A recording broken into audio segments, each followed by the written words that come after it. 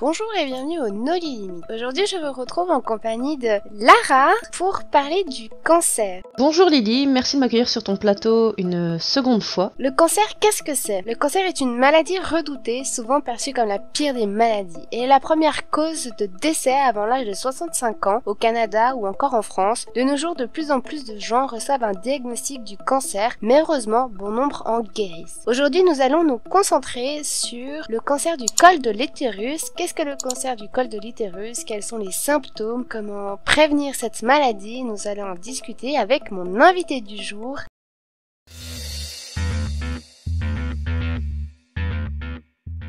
Qu'est-ce que le cancer du col de l'utérus? Le cancer du col de l'utérus, en fait, c'est un cancer qui touche la muqueuse située à l'entrée de l'utérus.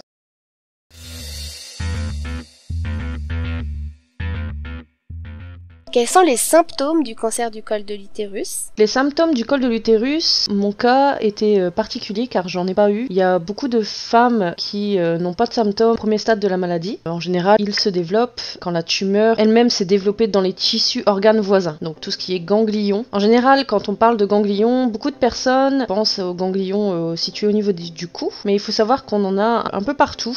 Pour revenir donc sur les symptômes, on peut avoir des saignements vaginaux, hormonaux, des pertes vaginales anormales ou abondantes, des menstruations inhabituelles, longues. On peut aussi avoir des douleurs lors des rapports. Un des symptômes particuliers que j'ai eu, c'était le somnambulisme et les terreurs nocturnes, qu'ils ont cessé dès lors qu'ils m'ont enlevé l'utérus. Perte d'appétit, la perte de poids, l'essoufflement, les douleurs au thorax ou aux os et la fatigue.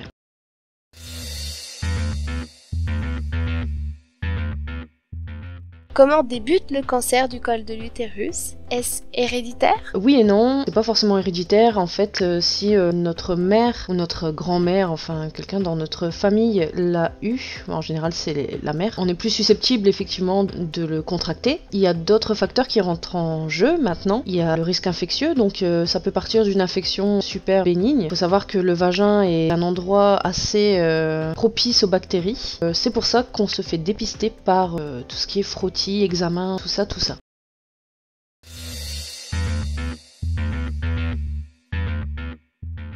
Que faire en cas de frottis anormal? Est-ce que le frottis permet-il un dépistage fiable? En général, il faut retourner voir le gynécologue. De toute façon, ils vont vous rappeler. Si le frottis est anormal, ils vont forcément vous rappeler. Et c'est à ce moment-là que la panique commence à vous envahir. Est-ce que ce dépistage est fiable? Carrément oui. Parce que justement, c'est le premier examen clinique qu'ils font pour déceler un potentiel super cancer.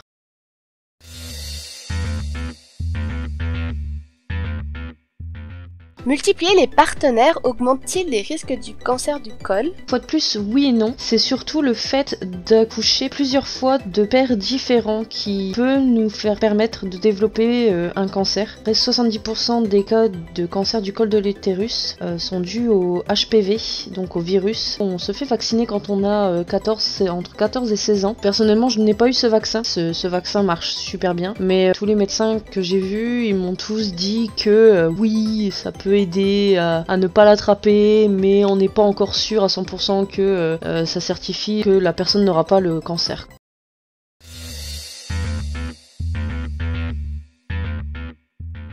Le préservatif protège-t-il du cancer du col? Il protège effectivement en partie du papillomavirus, mais pas totalement. Le virus peut être présent sur d'autres parties génitales que celles recouvertes par le préservatif. Donc comme je vous le disais, ça peut partir d'une infection très bénigne, une infection quelconque, pas forcément par rapport à une relation sexuelle.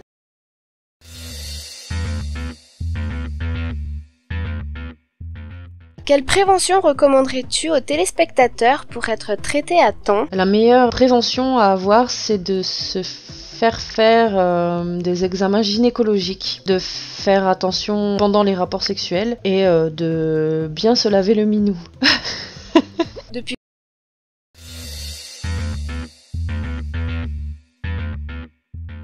combien de temps as-tu cette maladie? Où en es-tu de ta maladie? La maladie s'est déclarée en décembre 2020, je pense, suite à un choc émotionnel, au décès de ma mère en mai 2020. Aussi possible de contracter un cancer sous cette forme. Faut pas forcément coucher à gauche, à droite, ni aller faire pipi dans la nature pour développer une maladie aussi terrible que celle-ci, même si ce n'est pas la pire.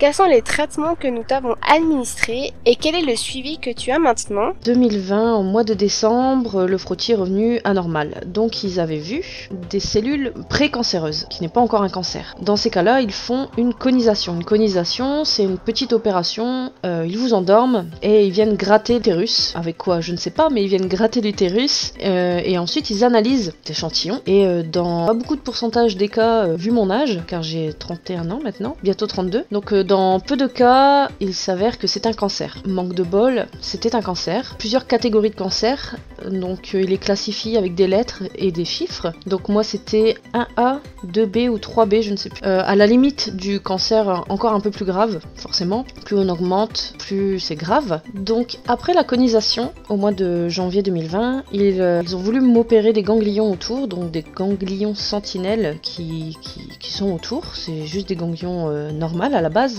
pour voir si ce fameux cancer n'avait pas migré dans les cellules à côté et qui ne touche pas d'autres organes. Donc là en l'occurrence c'est surtout les ovaires qu'ils analysent, voir si les ovaires ne sont pas touchés pour pouvoir entamer une procédure bien spécifique par rapport à la personne et au type de cancer qu'elle a. C'est vraiment très difficile, je parle vraiment que pour mon cas, hein, parce qu'il y a énormément de cas différents. Donc après cette opération des ganglions, ils m'ont proposé une curithérapie. Donc qu'est-ce qu'une curithérapie? Ce sont des rayons qui sont particuliers, c'est pas des rayons au sens comme vous l'entendez où vous êtes au-dessus d'une machine et vous bombarde comme un IRM ou un scanner. Là une curithérapie c'était très hardcore, donc j'ai dû rester allongée pendant 5 jours sans bouger. Ils m'ont endormi, je suis arrivée du lundi matin, ils m'ont endormi et ils m'ont mis 3 tubes, donc dans le vagin jusqu'à l'utérus, un qui rentrait complètement dans l'utérus, un de chaque côté, donc 3 tubes, ainsi que plusieurs petites choses à côté, et une sonde urinaire, hein, forcément, puisque je ne pouvais pas me lever, comme je vous ai dit juste avant, j'ai dû rester couchée pendant 5 jours. Donc du lundi au vendredi, la seule position que je pouvais adopter, c'était me relever à 30 degrés pour pouvoir manger. Je vous épargne quelques détails assez glamour pour ne pas gâcher mon image de marque que j'ai dû subir tous les jours. La plus grosse journée, c'était vraiment le mercredi. On est entre deux, on est plus proche de la fin, proche du début, on en a marre, on est perdu, on est fatigué. C'est vraiment pas terrible. Faut vraiment s'accrocher et avoir un bon entourage. Je pense que, enfin ça c'est un autre sujet, mais je pense que j'aurais pas tenu sans mon entourage. Ensuite, vint le vendredi et il vous enlève tout l'appareillage. L'appareillage qui a eu le temps de bien sécher avec le sang à l'intérieur, n'est-ce pas?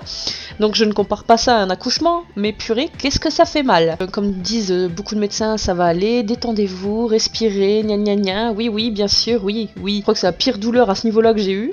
Donc je vous épargne la vue et tous les détails de tout ce qu'ils m'ont enlevé et tout ça. Ensuite, j'ai dû, alors ça a été vite, hein, mais j'ai dû réapprendre à marcher vite fait, parce que je reste 5 jours comme ça, dans son lit, c'est quand même compliqué après de regambader comme une petite gazelle dans un pré.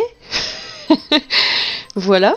Après ça, je suis rentrée chez moi et on m'avait dit qu'il me fallait attendre 2 mois, que les rayons continuent à faire leur effet, que j'allais être très fatiguée. Donc ça, c'était au mois de mars 2020. Pendant 2 mois, effectivement, j'étais très fatiguée et j'avais un ventre très gonflé suite aux célioscopies pour voir les ganglions. Vraiment comme une grosse boule qu'on a dans le ventre. D'ailleurs, j'ai pris du bide. C'est génial. Et ensuite, après ces 2 mois d'attente à me requinquer un petit peu, j'ai eu une hystérectomie. Donc l'hystérectomie, c'est enlever l'utérus pour ceux et celles qui ne connaissent pas.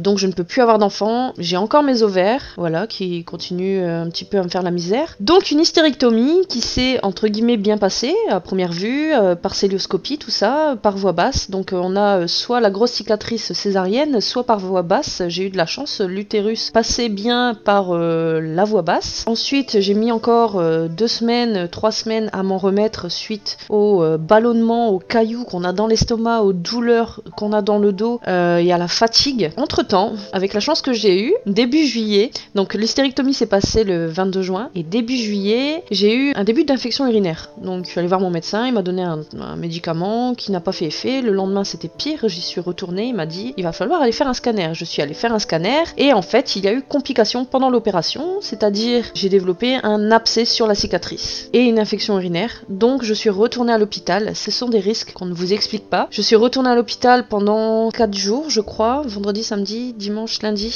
Je suis sortie mardi et j'étais sous perfusion, même à domicile, pendant encore 15 jours, donc sous antibiotiques, et je ne pouvais encore rien faire, la fatigue, tout ça, les infirmières qui passent, 6h du mat, 10h du mat, 13h et 16h. J'ai également dû faire des irrigations vaginales, pour celles qui ne connaissent pas, c'est formidable de faire des irrigations vaginales soi-même. Je vous épargne les détails, si vous êtes curieux, je vous invite à aller voir sur internet. Pour l'instant, j'ai un suivi, je dois faire des examens gynécologiques tous les 3 mois pour commencer, ensuite ce sera tous les 6 mois et ensuite tous les ans, et j'ai également des IRM à peu près tous les 4 mois.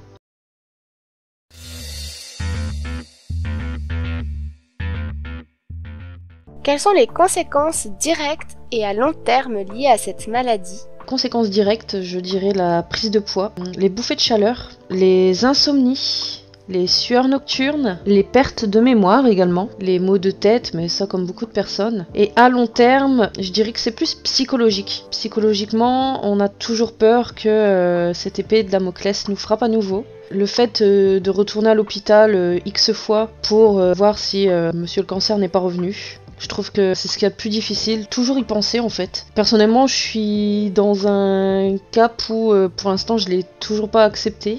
J'en rigole beaucoup parce que je vais pas non plus pleurer H24, mais franchement psychologiquement c'est ce qu'il y a de plus difficile. Pour moi, je pense que le long terme ça sera de continuer à m'accrocher et à essayer et à espérer surtout qu'il ne revienne pas.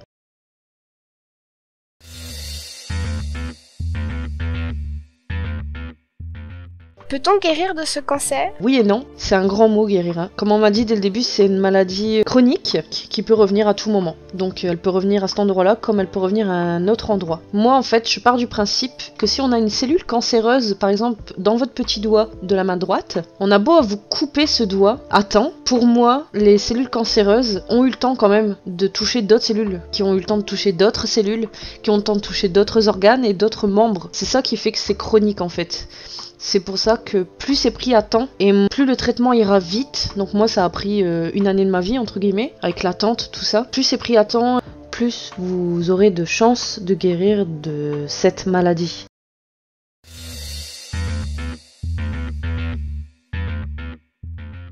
Quel message personnel aimerais-tu passer à propos de ce sujet? Que c'est pas parce que j'en rigole, c'est quand même une situation assez particulière, sachant qu'en plus ma mère est décédée de ça l'année dernière. Chaque cas est particulier de toute façon, je pense, on l'interprète tous et on le ressent tous d'une manière différente. Le conseil que je pourrais donner, c'est vraiment d'essayer de bien s'entourer et de se laisser aller. Alors, pas de se laisser aller dans le sens m'en fiche de toute façon je vais mourir, se laisser aller dans le sens où les médecins savent quand même ce qu'ils font. Avancez étape par étape, si jamais ça vous arrive, je ne vous le souhaite pas, que ce soit celui-là de cancer ou un autre. Il faut surtout avancer étape par étape. Je suis arrivée à un stade où maintenant je vis au jour le jour. Pour certains projets, je vois un peu plus loin, mais profitez au jour le jour, simplement. Je rajouterai aussi que c'est pas une fatalité en soi. Je me suis toujours dit, dans n'importe quelle situation, qu'il y avait pire. Quand j'ai été... Quand j'ai été à l'hôpital, donc au centre de cancérologie, beaucoup d'entre vous savent que j'aime pas les enfants, mais j'ai un cœur quand même. Et la première chose que j'ai vue au premier rendez-vous, c'était une petite fille avec un manteau rose et une capuche. Elle avait un tube qui sortait du nez. Avant de rentrer dans cet hôpital, je me disais, mais purée, mais pourquoi moi?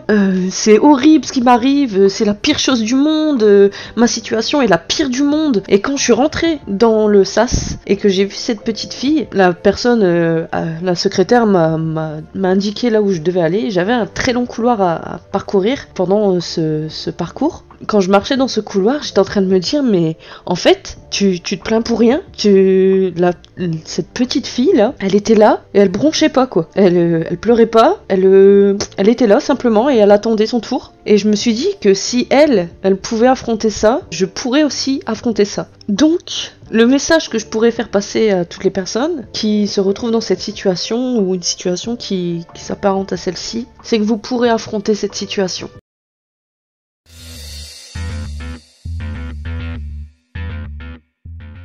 J'aimerais tout d'abord en profiter pour remercier mon invité pour son témoignage et sa présence.